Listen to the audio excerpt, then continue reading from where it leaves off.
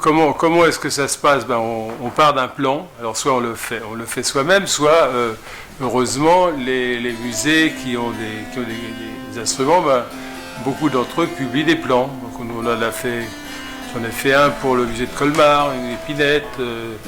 On a fait un aussi pour un instrument de Milan.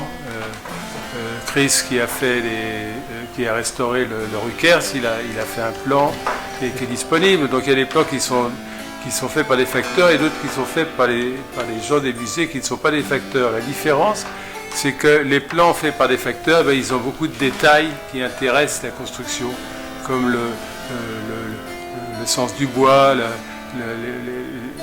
la distance des cernes du sapin, des choses comme ça.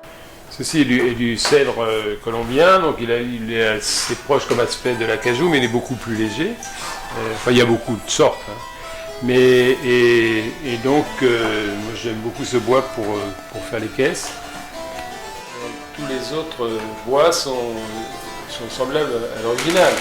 Donc, par exemple, ici vous avez le clavier en buis, avec des touches noires qui sont du poirier teinté surmonté d'un plaquage d'ébène. Le sommier est en cèdre avec un plaquage de noyer.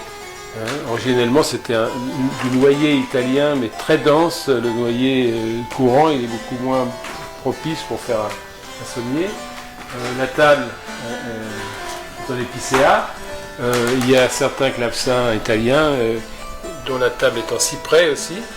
Et le chevalet ici est en hêtre, mais il peut être en bois fruitier, ça dépend, mais ici il est en hêtre. Donc ceci est un trompe-l'œil, si on veut, d'une caisse en cyprès posée à l'intérieur d'un étui. Donc il y a des parties en cyprès qui est d'ailleurs du cyprès qui vient de l'Italie. Et l'extérieur, donc c'est du cèdre. Comment fonctionne cet instrument? Eh bien, vous avez ici ce qu'on appelle la fosse, dans laquelle il y a une mécanique. La mécanique, ça s'appelle un sautreau. Donc le sautreau est une pièce de bois qui est maniée simplement, qui est au bout de la touche, et donc il monte quand on appuie sur la touche. Au centre, il y a une petite mécanique qui est en houe, parce que le houe permet de faire ce trou ici qui contient le plectre qui gratte la corde, qui pince la corde.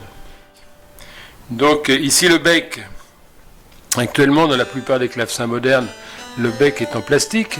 Ici, il est historiquement en plume. Et comme je suis en Colombie, j'ai la chance de pouvoir récupérer des plumes de condor. Heureusement, ils muent, je n'ai pas besoin de les chasser pour avoir les plumes. Donc cette mécanique pince la corde et quand elle revient, il y a un échappement qui fait que ça ne pince pas, et l'étouffoir qui touche le son, et ici un petit ressort qui est en laiton pour revenir à la position initiale. Donc ici il y a une petite cale qui sert à transposer, parce que